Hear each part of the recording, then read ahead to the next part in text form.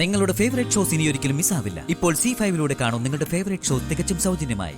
ഞങ്ങൾ ഒളിച്ചെന്ന് കേട്ടോന്നും അല്ല മഹി. ഗംഗയെ വിളിക്കാൻ ഞങ്ങൾ അവിടെ വന്നിരുന്നു. അപ്പൊ ഗംഗ പറയുന്നത് ഞങ്ങൾ യാദൃശ്ചികമായിട്ട് കേട്ടതാ.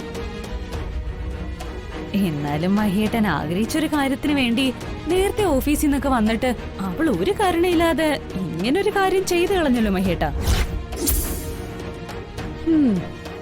ഗംഗ ജീവിക്കുന്നത് തന്നെ മാളുവിന് വേണ്ടിയാണെന്നൊക്കെ ആയിരുന്നു എല്ലാവരുടെയും ധാരണ. മഹി അങ്ങനെ തന്നെയാ ഗംഗയെക്കുറിച്ച് കരുതിയ. അതുകൊണ്ടല്ലേ അവസാന നിമിഷം എല്ലാവരെയും ഞെട്ടിച്ച് മഹി ഗംഗയുടെ കഴുത്തിൽ താലി കെട്ടിയത്. എന്നിട്ടെന്താ മഹിയുടെ ധാരണകളൊക്കെ വെറുതെ ആയിരുന്നു എന്ന് ഇപ്പൊ മനസ്സിലായില്ലേ? അവൾക്ക് അത്തരം ചിന്തകളൊന്നും ശരിക്കും ഇല്ലായിരുന്നു എന്ന് ഇപ്പൊ ഉറപ്പായില്ലേ?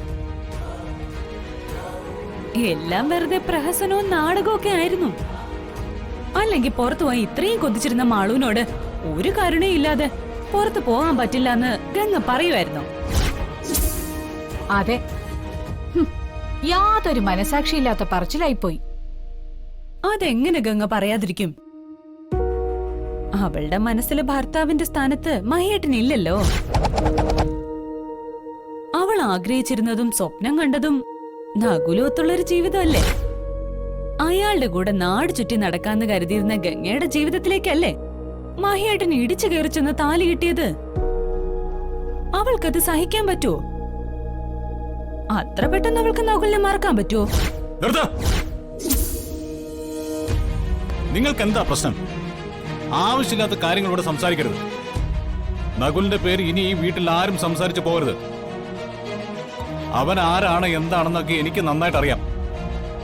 അത് അറിയാവുന്നതുകൊണ്ട് തന്നെയാ ഞാൻ ഗംഗയുടെ കഴുത്തിൽ താലി കിട്ടിയത്.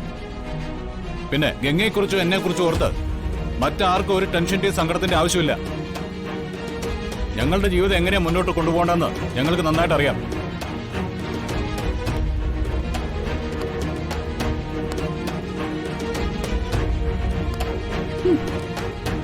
അവന്റെ ദേഷ്യം കണ്ടോ? ആ അതെ, ഗംഗ അടുക്കാത്തതിന്റെ ദേഷ്യം മുഴുവനും അവന്റെ മുഖത്തുണ്ട്. ആന്റി നല്ലൊരു ലോക്ക് തന്നെ അവൾക്ക് കൊടുത്തത്. ഈ അവസരം മുതലെടുത്ത് നമ്മൾ ഇവരെ തമ്മിൽ പിരിക്കണം. അതെ,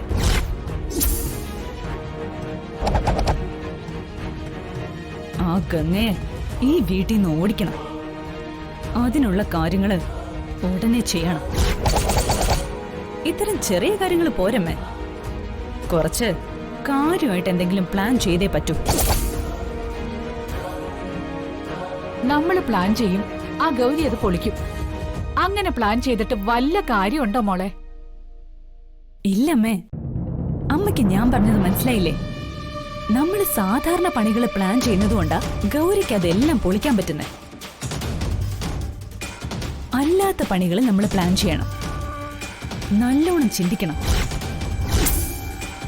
ഗൗരിക്ക് പൊളിക്കാൻ പറ്റാത്ത പണികള് നമ്മൾ കണ്ടെത്തണം. കിട്ടും, അതുറപ്പാ. അതോടെ ഗംഗയുടെ പണിയും തീരും. നീയൊക്കെ എന്ത് ചെയ്യാൻ ശ്രമിച്ചാലും ഞാനത് തടയും ശ്രേയേ. ഈ ജന്മം നിനക്ക് മഹിയേടന്റെ ഭാര്യയാകാനാവില്ല. ഞാനതിന് സമ്മതിക്കില്ല. ഡൗൺലോഡ് ചെയ്യൂ C5 ആപ്പ്. കാണൂ എല്ലാ എപ്പിസോഡുകളും സൗജന്യമായി.